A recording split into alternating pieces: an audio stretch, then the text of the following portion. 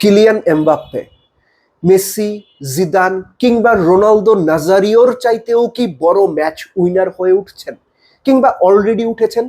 এটা নিয়ে তর্ক হতে পারে, বিতর্ক হতে পারে, হবেই। কিন্তু কিলিয়ান এমবাপ্পে এরকম প্লেয়ার এই মুহূর্তে, এই বয়সে আমি আর কাউকে দেখি না। একমত না হতে পারেন। আপনি তার মতো প্লেয়ার আর আছে একটা নাম প্রবাবলি বলতে পারবেন না। 2022 বিশ্বকাপ ফাইনালে যখন 90 সেকেন্ডের মধ্যে 2 গোলে পিছিয়ে থাকা ফ্রান্সের হয়ে 2টো গোল করলেন এবং দ্বিতীয় গোল করার পরে কমেন্টেটর পিটার ড্রিউরে বলা যায় কিংবদন্তি তুল্য একটা কথা বলেছিলেন, he is an awesome force of nature. সহজ বাংলায় বললে যে প্রকৃতির এক অপ্রতিরোধ্য শক্তি। লেটস সে ধরেন কালবৈশাখী ঝড়, জলোচ্ছ্বাস, ভূমিকম্প, এগুলো তো প্রকৃতির অপ্রতিরোধ্য শক্তি, যেগুলোর সামনে মানুষ আসলে অসহায়। কিলিয়ান এমবাপ্পে নিজেকে প্রবাবলি ওই জায়গায় নিয়ে যাচ্ছেন যার সামনে পুরো প্রতিপক্ষ অসহায়, তছনছ করে দিতে পারেন। এবং সবচাইতে দারুণ যে ব্যাপারটা আমার কাছে লাগে কিলিয়ান এমবাপ্পের, টপ প্লেয়ারদের নিয়ে অনেক সময় একটা সমালোচনা থাকে যে ফরমেশনের কারণে হোক কিংবা কৌশলগত কারণে হোক, ক্লাব ফুটবলে যতটা ভালো খেলেন ন্যাশনাল টিমে এসে ঠিক ততটা ভালো খেলতে পারেন না কিংবা ততটা ভালো পারফর্ম করতে পারেন না। অনেক গ্রেট প্লেয়ারের নামের এগেনস্টে এই ধরনের সমালোচনা আছে। এমবাপ্পে ভিন্ন। 3টা ওয়ার্ল্ড কাপ যদি আপনি খেয়াল করেন, আমি গোলের সংখ্যায় যাচ্ছি না যে 18টা ম্যাচে 3 বিশ্বকাপে 18টা ম্যাচে 18টা গোল, এই সংখ্যাতে আমি যাচ্ছিই না। 3টা বিশ্বকাপে তার পারফরমেন্স যদি দেখেন, সময়ের সঙ্গে সঙ্গে ধারাবাহিকতা বেড়েছে, শার্পনেস বেড়েছে, প্রতিপক্ষের মধ্যে ভয় ধারণা বা প্রতিপক্ষের বুকে কাঁপন ধরানোর যে ব্যাপারটা, সেটাতে দিনকে দিন নিজেকে আরো বড় উচ্চতায় নিয়ে যাচ্ছেন। নাম শুনলেই ডরাইবো ভাই, ওর নাম শুনলেই ডরায়। গ্রামাঞ্চলে এরকম কথা আছে। এমবাপ্পের ব্যাপারটা ওইরকম, ওর নাম শুনলেই প্রতিপক্ষ ডরায়। কিলিয়ান এমবাপ্পে বিশ্বকাপের সর্বোচ্চ স্কোরার যে হবেন যদি তিনি সুস্থ থাকেন, এটা নিয়ে বোধহয় কারোরই কোনো ডাউট নাই।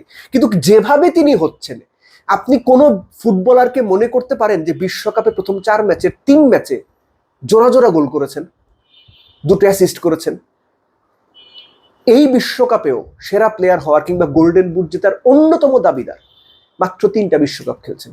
So Kylian Mbappe actually an awesome force of nature, প্রকৃতির অপ্রতিরোধ্য এক শক্তি। এই শক্তিকে কে থামাবে, কিভাবে থামাবে আমি জানি না। আর এই শক্তি বলয়ের সাথেই জুড়ে আছে ফ্রান্স টিম। ভাই, they are too good, too good. France পরের ম্যাচে বাদ হইতে পারে হেরে, কিন্তু বিশ্বকাপ জেতার জন্য শুরু থেকেই যে ফেভারিট লিস্ট, ফ্রান্স তো সবসময়ই টপে রয়েছে, যৌক্তিকভাবেই ডিজার্ভিং ক্যান্ডিডেট হিসেবে টপে রয়েছে।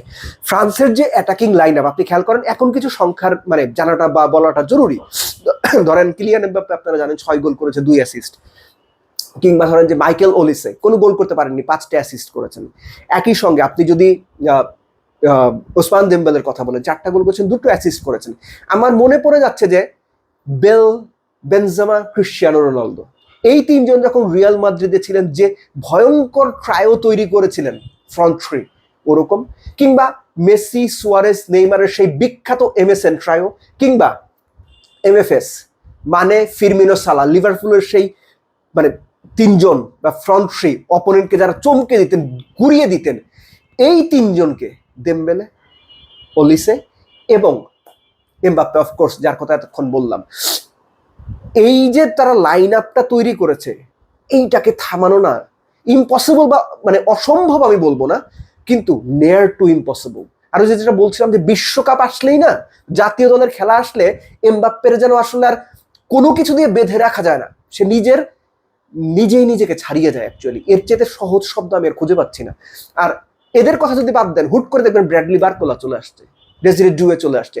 দিস ফ্রান্স টিম, এই দলটা মানে এতখানি কম্প্যাক্ট, এত বেশি অপশনস, এত বেশি লিথাল, এইটা আসলে অবিশ্বাস্য। এরকম আসলে দেখা যায় না। আপনি চিন্তা করেন 1998 বিশ্বকাপ থেকে তারা বোধহয় 4টা ফাইনাল খেলেছে, 7 বিশ্বকাপে 4বার ফাইনাল খেলেছে, 2বার চ্যাম্পিয়ন হয়েছে। সো ধারাবাহিকতার একটা যে প্রচন্ড রকম ধারাবাহিকতা, টু বি এক্সাক্ট, যে ছাপ, সেটা তাদের খেলার মধ্যে রয়েছে। সো এমবাপ্পে অ্যান্ড ফ্রান্স বিশ্বকাপ জেতার জন্য অন্যতম ফেভারিট, শুরুর থেকে ফেভারিট। এবং খেলা যত এগোচ্ছে, বিশ্বকাপ যত এগোচ্ছে, ফ্রান্সের খেলা যেন ঠিক ততটাই ক্ষুরোধার হচ্ছে। এর সঙ্গে জাস্ট কয়েকটা জিনিস আমি অ্যাড করে দিই, যে নর্মালি যেটা হয় যে ক্লাব ফুটবলে 9 মাস 8 মাস 10 মাস প্লেয়াররা একসঙ্গে থাকেন, কোচরা বিভিন্ন রকম কৌশল প্লেয়ারদেরকে রপ্ত করানো, সেখান ম্যাচের বিভিন্ন রকম কৌশল, বিভিন্ন সিচুয়েশন তারা সময় পায়। বিশ্বকাপে কিন্তু সময়টা পাওয়া যায় না। আপনি আগে যখন সময়টা ছিল, এখন তো রাউন্ড অফ 32 যোগ হয়েছে এই বছর থেকে, গ্রুপ পর্বে 3টা ম্যাচ, ফাইনাল পর্যন্ত গেলে আপনার 4টা match, round of 16, quarter, semi, final, এই 7টা ম্যাচ খেলারই আপনি সুযোগ পেতেন, দেখতে দেখতে ম্যাচগুলো হয়ে যেত। সো ফ্রান্সের এই দলটার আরো বড় বৈশিষ্ট্য আমার কাছে যেটা মনে হয়, যে তাদের অ্যাডাপ্টিবিলিটি, মানিয়ে নেওয়ার ক্ষমতা। বিভিন্ন জন, বিভিন্ন ফুটবলার বিভিন্ন ক্লাব থেকে এসেছেন, বিভিন্ন কোচের আন্ডারে খেলেছেন, কিন্তু দিদিয়ের দেশমের আন্ডারে তার কৌশলে, তার চাওয়া অনুযায়ী, বিভিন্ন পজিশন অনুযায়ী ফুটবলাররা যে মানিয়ে নিচ্ছেন, নিজেদের মধ্যে যে সংযোগ বা ফুটবলার টু ফুটবলার যে কানেকশন, এটা যেভাবে বিল্ড আপ করছেন এবং কৌশলের সঙ্গে সবকিছু মিলে তারা যেভাবে নিজেদেরকে সঁপে দিচ্ছেন, এটা দারুণ দারুণ একটা ব্যাপার।